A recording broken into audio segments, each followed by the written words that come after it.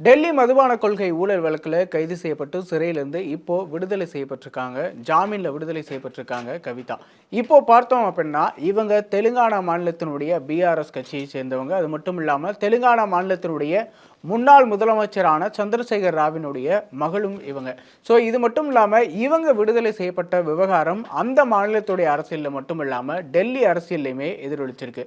என்ன காரணம் அப்படின்னு பார்த்தோன்னா இந்த வழக்கில் டெல்லியுடைய ஆம் ஆத்மி கட்சியை சேர்ந்த அரவிந்த் கெஜ்ரிவால் மற்றும் மணிஷ் சிசோடியாவுமே ஏற்கனவே சம்மந்தப்பட்டிருந்தாங்க. இதில் மணிஷ் சிசோடியா ஜாமீனில் விடுதலை செய்யப்பட்டிருக்காரு. அது மட்டும் இல்லாமல் அரவிந்த் கெஜ்ரிவால் இப்போ சிறையில் இருக்காரு.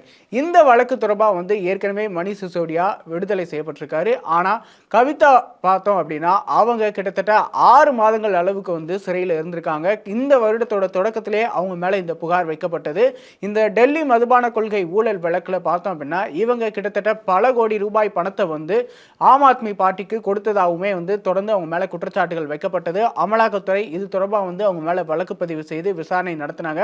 அதே போல சிபிஐமே இது தொடர்பாக அவங்க மேலே ஒரு வழக்கு பதிவும் செஞ்சிருந்தாங்க. இந்த 2 வழக்கு அடிப்படையில் தான் அவங்க கைது செய்யப்பட்டு சிறையில் அடைக்கப்பட்டிருந்தாங்க. தொடர்ந்து விசாரணையும் நடத்தப்பட்டு வந்தது.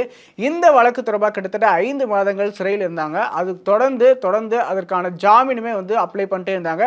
இந்த நிலையில் பார்த்தோம் அப்படின்னா அவங்களுக்கு ஜாமீன் ஆரம்பத்தில் மறுக்கப்பட்டே வந்தது. இதை தொடர்ந்து உச்சநீதிமன்றத்தில் வழக்கு போன பிறகு தான் விசாரணை வெகு தீவிரமாக நடந்தது. அந்த விசாரணையில் பார்த்தோம் அப்படின்னா இந்த வழக்கை விசாரித்த நீதிபதிகள் சொன்ன விஷயம் மிக முக்கியமான ஒரு விஷயமா பார்க்கப்படுது.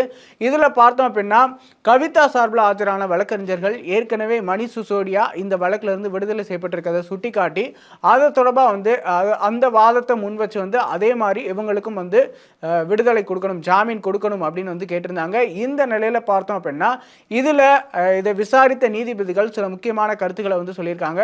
விசாரணை அப்படிங்கிற பேரில் ஒருத்தவங்களுக்கு தண்டனை கொடுக்கக்கூடாது, சிறையில் அடைச்சது சரியானது இல்லை அப்படின்னு சொல்லியிருக்காங்க.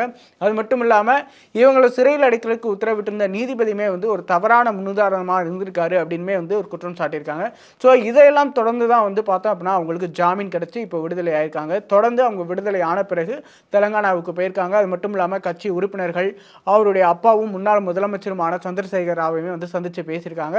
தொடர்ந்து இந்த விஷயம் தெலுங்கானா அரசியலில் மிக முக்கியமான ஒரு விஷயமா பரபரப்பான ஒரு சூழலில் பேசப்பட்டு வருது. இதே போல பார்த்தோம் அப்படின்னா ஏற்கனவே தெலுங்கானாவில் பிஆர்எஸ் பார்ட்டி ஆட்சி இழந்திருக்க நேரத்தில் அவங்க சிறைக்கு போனது இன்னும் மிக முக்கியமான விஷயமா பார்க்கப்பட்டது. இந்த நிலையில தான் பார்த்தோம் அப்படின்னா இந்த வழக்கு இப்போ டெல்லி அரசியலுமே ஒரு மிக முக்கியமான தாக்கத்தை ஏற்படுத்தியிருக்கு அப்படின்னு சொல்லலாம். ஏன் அப்படின்னா ஏற்கனவே இந்த வழக்கில் சம்பந்தப்பட்ட மணிஷ் சிசோடியாவுக்கு ஜாமீன் கிடைச்சிருச்சு, கவிதாவிற்கும் ஜாமீன் கிடைச்சிருச்சு. அடுத்ததா அரவிந்த் கெஜ்ரிவாலுக்கும் இதே மாதிரியான காரணங்களை சுட்டிக்காட்டி அவருக்குமே ஜாமீன் கிடைக்கிறதுக்கான வாய்ப்புகள் இருக்கா அப்படின்னு பேசப்பட்டு வருது. அதற்கான முனைப்புகளில் ஆம் ஆத்மி பார்ட்டி வெகு தீவிரமாக ஈடுபட்டு வராங்க. அவங்களுடைய கட்சி வழக்கறிஞர்கள்ட்டையுமே தொடர்ந்து பேசிட்டு வராங்க.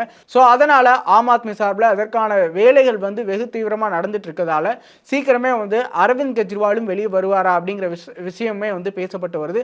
ஒருவேளை அரவிந்த் கெஜ்ரிவால் எந்த அளவுக்கு வேகமாக வெளியே வராரோ அது டெல்லி அரசியல் மட்டுமல்ல மத்திய அரசியலுமே மிகப்பெரிய மாற்றத்தை ஏற்படுத்தும். மிக முக்கியமான விஷயங்கள் தொடர்ந்து விவாதிக்கப்படும் அப்படின்னு எதிர்பார்க்கப்பட்டு வருது.